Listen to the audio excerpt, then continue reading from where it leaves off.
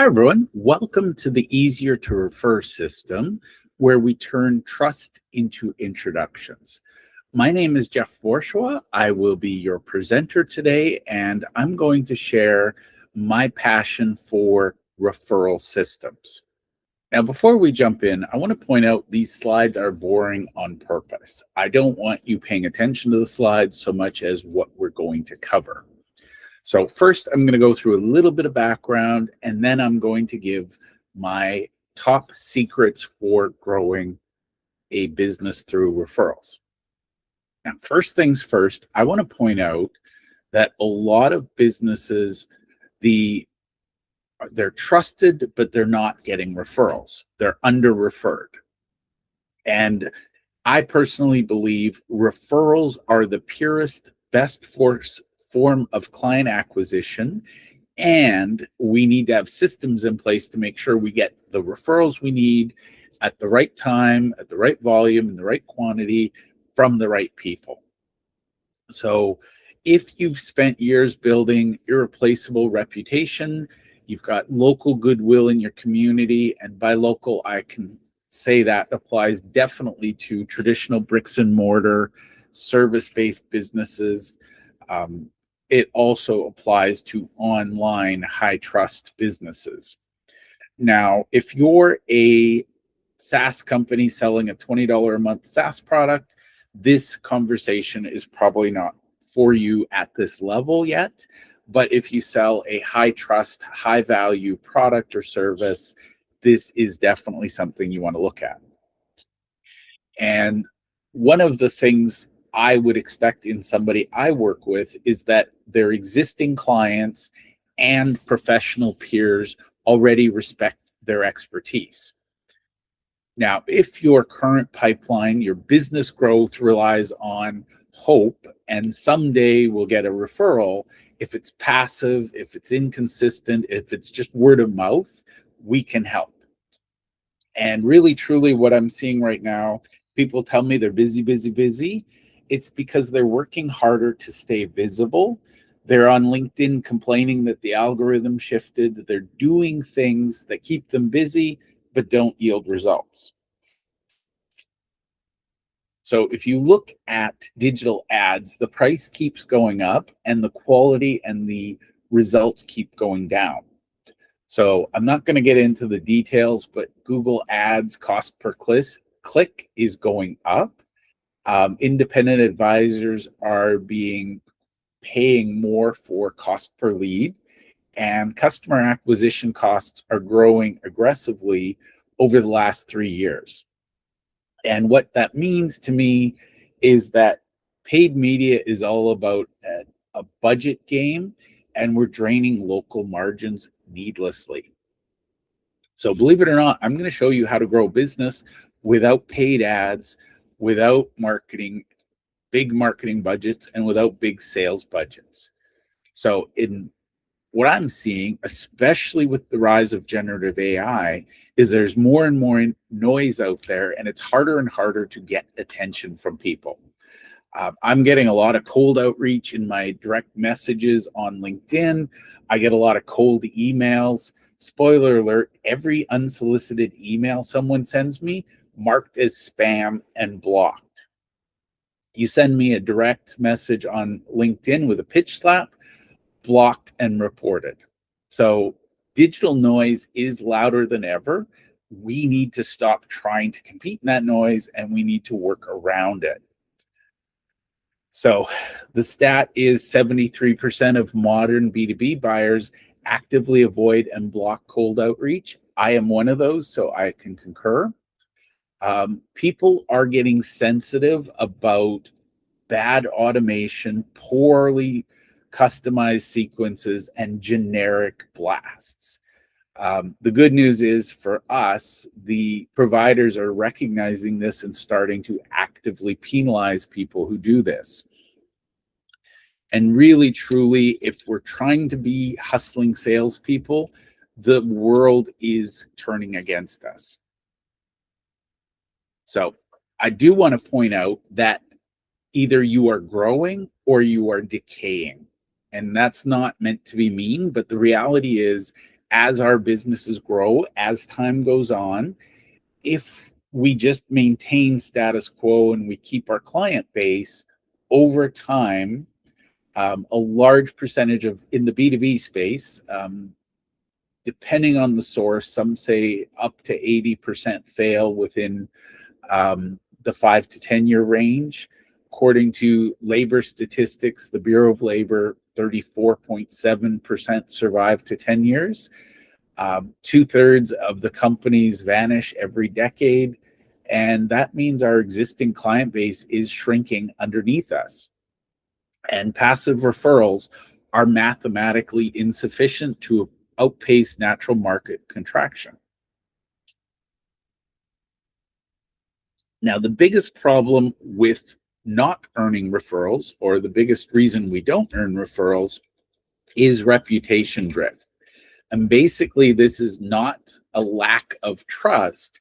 It's because people don't understand explicitly clear language to describe what you do.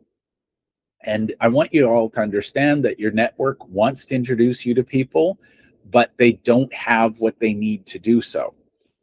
And there is a saying in sales that a confused mind never buys.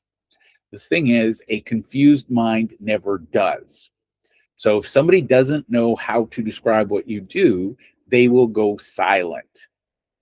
Not because they don't love you, but because they don't know how to describe what you do.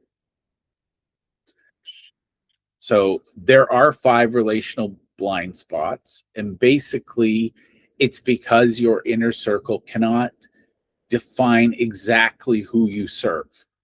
They do not know exactly what the problems are that you solve, what the triggers or frustrations are that will lead someone to want to work with you, and they have a need. They lack a low friction, non-salesy commercial method to bring your name up naturally. And that is the holy grail. When your clients rave about you, other people will come to you and say, how do we work together? As opposed to the silence, which means you have to go find them. So I want you to understand, people already care about you, but they will always protect their own reputational capital first.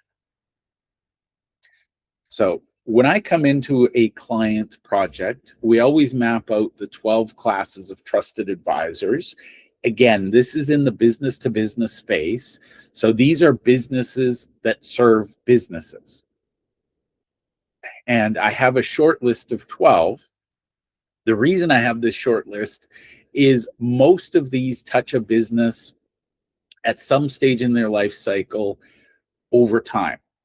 So, and I actually have these in rough order of the life cycle of a client, because typically it's an attorney or perhaps an accountant who is there at the inception. They've helped set up the incorporation docs. They've built the legal structure. So an attorney almost always is the source of a new business. And by the way, if we know the source, we can predict the path. We can make sure we're building the relationships that matter. In my experience, a good commercial insurance broker is probably the next stop, because you've incorporated. Now we need to get the insurance in place to protect whatever we're building.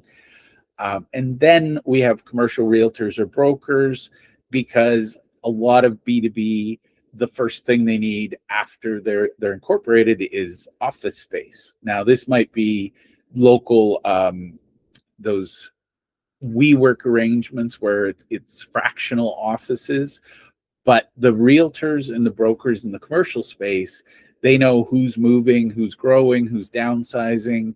They're good people to know. And then usually after they have the venue set up, oh, we need a bank account to deposit money. A good commercial banker is worth knowing.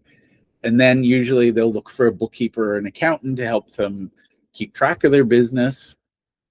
I am a relationship marketing person, so I usually come in after they've got the accountant. They're looking to find ways to grow their business. Technically, we could just call this category marketing, because there are many fields.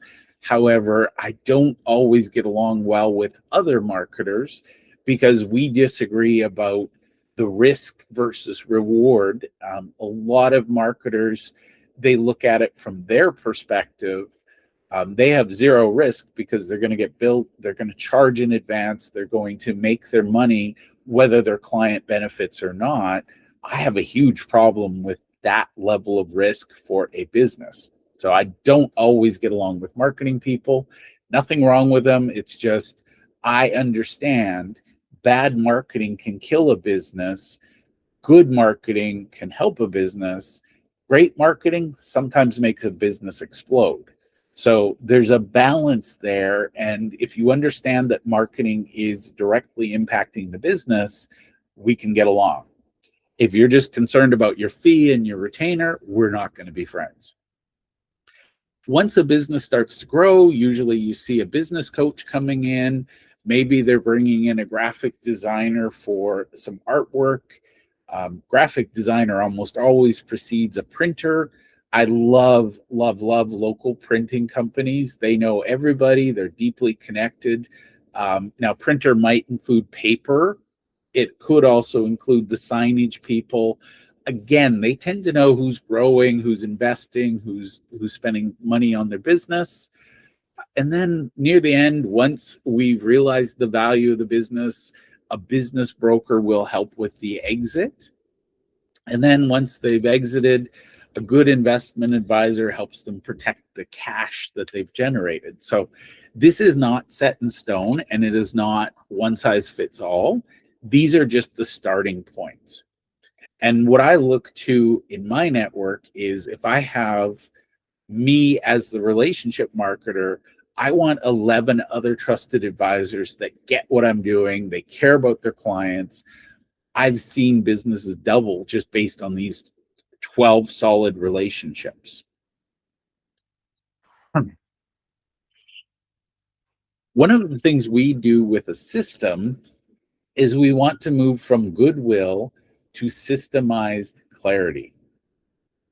So we've already talked about it, but happy clients, satisfied clients, and friendly peers like the strategic partners that we had on the last page do not automatically generate warm introductions. True referral behavior is a byproduct of structured education, not satisfaction.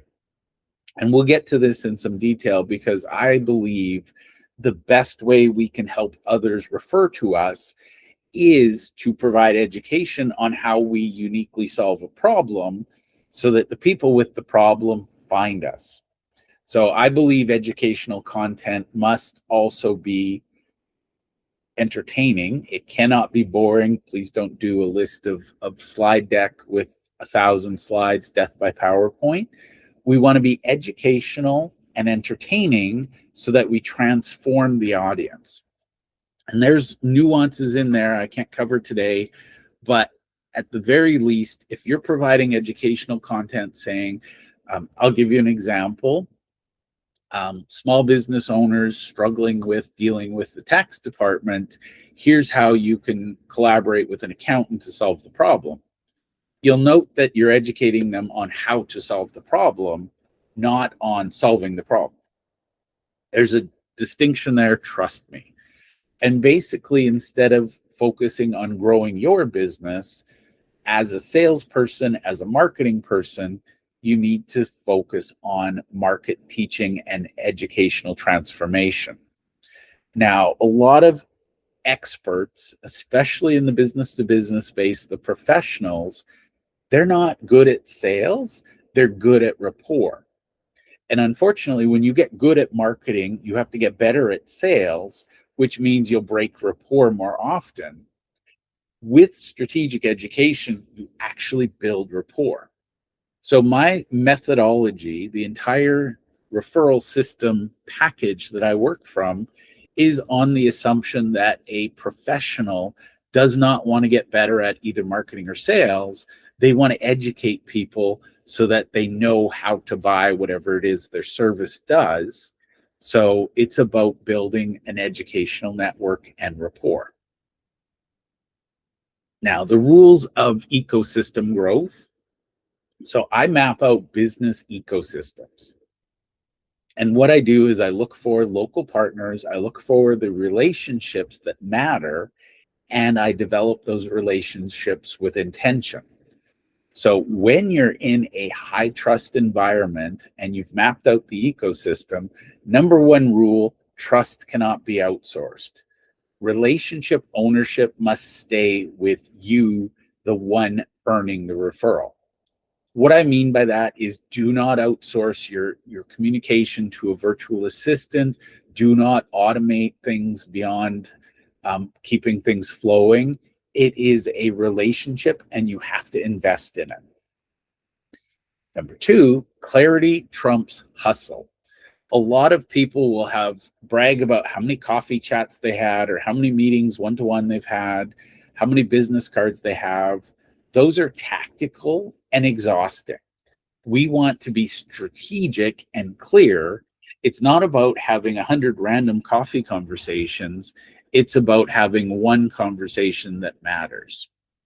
So believe it or not, referral systems actually reduce time spent in hustle and give us better results. The next rule is that safety dictates action. People will only refer when the outreach protocol is 100% reputation safe. When someone introduces someone else to you, you are borrowing their reputation. If you mess it up or you convolute it, they will not do it again. So you need to make sure it's safe to them to transition their trust to you. And the final rule is give your network an educational asset to share instead of an awkward commercial ask. I've actually seen this where people are like, oh, my accountant's looking for clients. I get a referral fee. Okay, accountants don't pay referral fees, but let's say somebody is offering a referral fee. That destroys trust in a heartbeat because the person who is being transitioned feels like they're being sold for a small referral fee. So educational assets will outperform transactions every day. Now, the final piece when we get to working together is we need to actually install the easier to refer system. And this is where I'm going to share the actual detail. And I have a couple of slides, I think, left, and then I'll get to the actual detail. But basically, I want to give you a hint. You already know the people who know the people that need to be your clients. Marketing and sales, I love the concept. However, the better you get at marketing, you reach a colder, wider circle, the better you need to get at sales. Now, just to give you an idea of what that means, a world-class marketing campaign with an award-winning sales team celebrates a 20% close rate. Literally 1 in 5 conversations becomes a client. Now, I'm going to flip it around. Accountants who traditionally rely on referrals tend to close 80 to 100% of the conversations they have. Now, I've had accountants say, oh, I'm good at sales. No, you're not. You're good at relationships. And those relationships turn into clients. Now, I do laugh when an accountant closes 100%. That tells me they're taking everybody. They're not being fussy or picky or particular. I recommend you look at an 80% close rate as good. You want to actively reject at least 1 in 5 because they're probably not a fit. If you're closing 100%, I guarantee you're building a practice that is driving you crazy. You just haven't figured it out yet. So for anybody watching this who is serious about referrals, map your local professional circle using the 12-slot advisor matrix I shared. That's the slide that starts with the attorney and works through to the investment advisor. And here's the bonus gold. Identify your top 10 existing high-value clients and form a relationship with them as ambassadors. Spoiler alert, if you love a client, you love working with them, they value you, they pay you on time, They celebrate your wins. They are patient in your losses. You want to duplicate those. I have literally seen businesses double just by focusing on their top 10 clients and building relationships with them. Next, we deploy a single, clear, very practical presentation that both educates and informs. There's no pitch. We're not here to sell something. We're here to educate and entertain, to transform. And basically, instead of having people sell what we do, we're having them invite their friends, colleagues, and peers to our events, and we can present exactly what message we want. So it's a little bit easier to ask, way less reputational risk, and it has better results. So at the end, I will have a link I will share, but you can schedule a complimentary 30-minute referral readiness review. This is not a sales call. Now, a lot of people will say this is not a sales call. To me, it is an assessment of fit. Either your business is ready for referrals or it is not. And at the end of it, I will tell you my assessment of whether or not referrals are the best path for you. Now, the reason I do this as a complimentary, I don't want there to be any pressure. I used to charge for this, but then there was this expectation that, oh, you'll take me as a client. This is where we determine fit. I'm going to look at you and ask myself whether I want to work with you. You're going to evaluate whether you like me and want to work with me. And the reality is, if at the end of 30 minutes, we're not both hell yes, we will default and the answer is hell no. So there's no pressure. This is just about getting to know each other and seeing if I believe your business could benefit from referrals. Now, again, back to the no sales, the reality is I owe it to myself and to you to reject you and not work with you if I don't believe I can help you. Now, traditional sales, they're all gasping in horror right now. But the reality is, if you're not ready, you're not ready. And if I try to force you to be ready, you're going to resent me, which, by the way, means you're not going to give me referrals.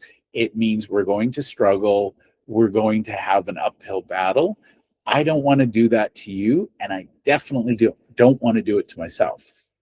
So what we'll do is we'll look at your current relationships in business. We're not looking at creating a high pressure sales vibe. And honestly, if you want, you can pick up a digital copy of the local referral ecosystem matrix template. And let's talk about introducing your business safe, natural, and predictable.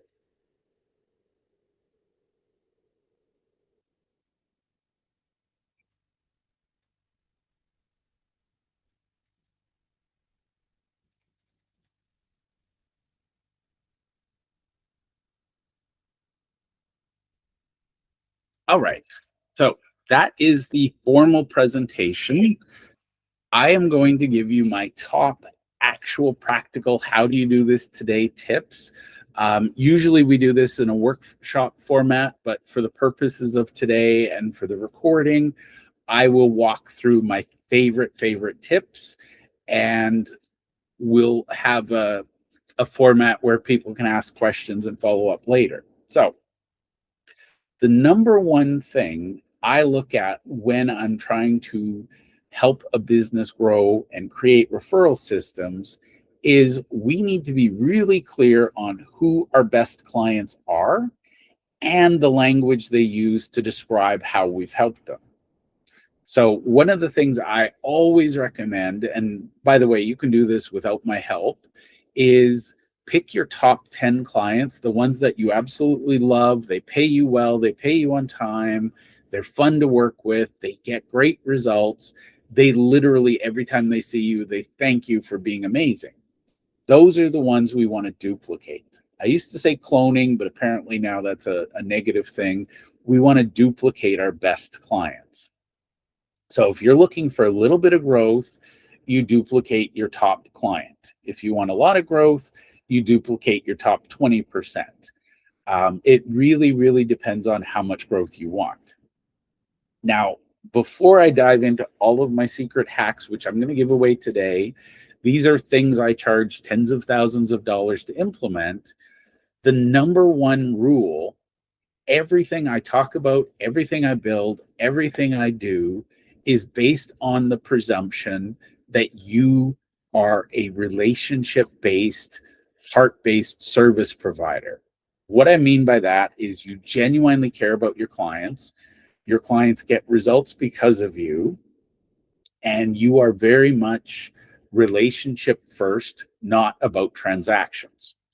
So by relationship first, if you meet somebody who you know in your gut that you cannot help, you should have the integrity to say, I can't help you.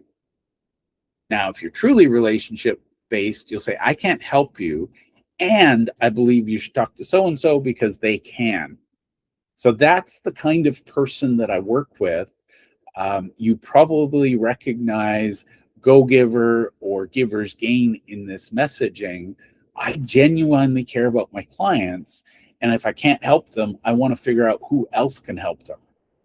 So if you're looking for the next deal, I promise you this stuff works. However, it will blow up in your face, because if you're not genuinely invested in the relationship first, others will know and it will come back to haunt you. Okay.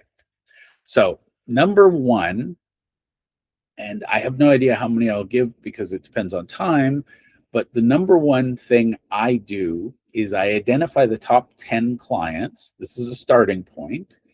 And I will just randomly every month reach out to them and check in on them. Now, this is not some checkbox to be checked. It can't feel formulaic. It's got to feel sincere. So for me, I will generally reach out and I let them know. I say, this is not, hey, do you have time for a call? Don't take call literally. It could be on video conference. It could be a telephone call. It could just be a bit of a check-in. I don't use email or text for this because I can't understand the nuances of the language. There is something very, very, very ancient and sacred about having a conversation with an actual human being.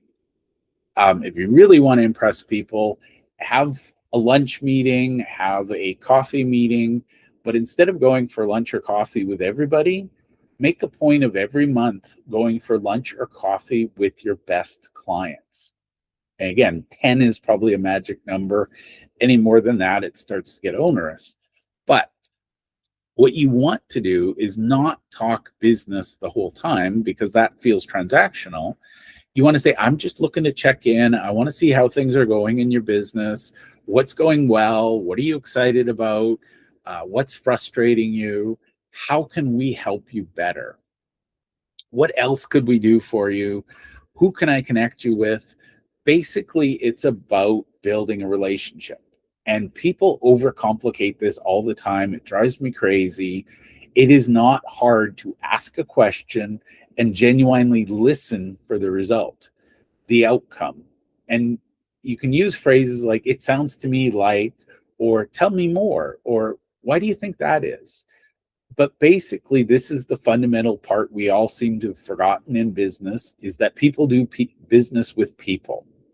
So if they know, like, and trust us, we will do more business together. So I have never, ever met anybody who regretted spending time with their best clients. By the way, bonus points, if you buy them lunch and you want to meet with them once a month, ask them if they have any colleagues, peers, advisors they'd like to bring along, and you can do the same. So a typical lunch, you can, have a one-to-one lunch. Those are my favorites. They do amazing. But if each of us bring a guest there, we end up having 4 people at the table who need to get to know each other. And by the way, in the business to business space, you should be doing business with the people that you also trust as your advisor. It becomes a virtuous circle. So that's my number one tip, is clone or duplicate your best clients. Number 2 Look at your existing business, because again, we're in the B2B space. Who do you trust as your advisor? Get to know them better. I consider accountants to be a keystone species in any business ecosystem. So if you have an accountant that you genuinely love, they take your calls, they're quick to respond, they are proactive, they're not just meeting with you once a year, they talk to you regularly about how you can improve your business. Those are the kind of people you want to know, because in a business to business relationship, most of the businesses you want to work with have an accountant. Starting with an accountant that you know, like, and trust because you use them is a great way to grow your business. And I get into some fancy things to do with this, but the biggest one is having cross events where you will teach your educational, entertaining content to the accountant's clients, and they'll teach theirs to yours. And by the way, that's a very advanced tactic, which we use with great precision. Is we have 12 members in an ecosystem, 12 months in the year. We do one educational event a month, and each of the 12 gets to speak once, but it allows everybody to grow together. So that's my second one. The third one, and this is where it gets exponential and fun, is reach out to your top 10 clients and just say, I have a favor to ask. So this is number 3. Who else do you trust as an advisor? And the answer is feedback for you, and it's incredibly valuable. If they immediately say no one, you can add value to them by helping bring other trusted advisors to them. If they have to think about it and they go, well, what about so-and-so? I don't know. Again, you can help them by helping them build their trusted advisor network. So I want you to understand the people you know, like, and trust become incredibly valuable to the people who know, like, and trust you. So one of the ways you can grow a business is by helping your clients find other advisors that think and act like you.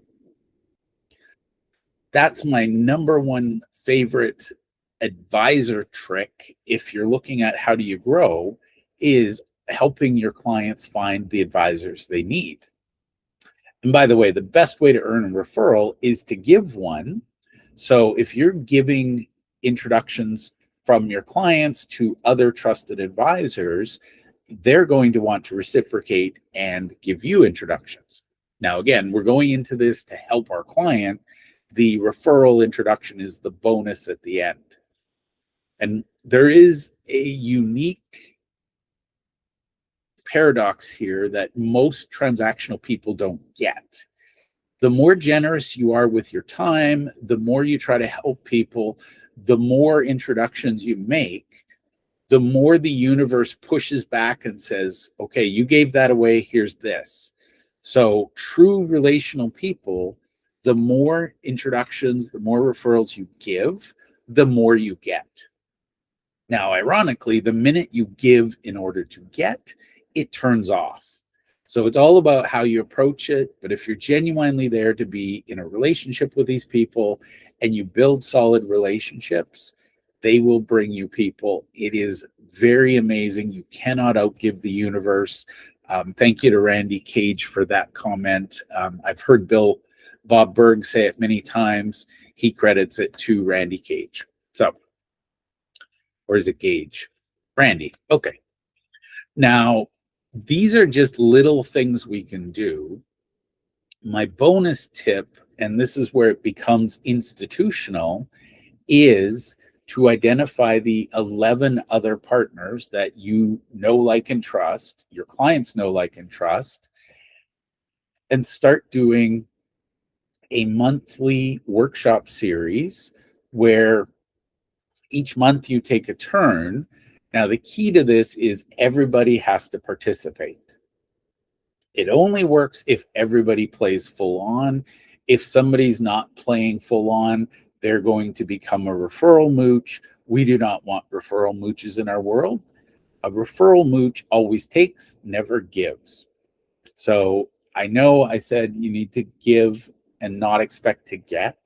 However, if you're in a room with people who expect to receive and not give, that turns the tap off as well. So it is when you have a relationship with people who genuinely want to help their clients find other advisors, that's where the sweet spot is, where the magic happens. So I do monthly workshops.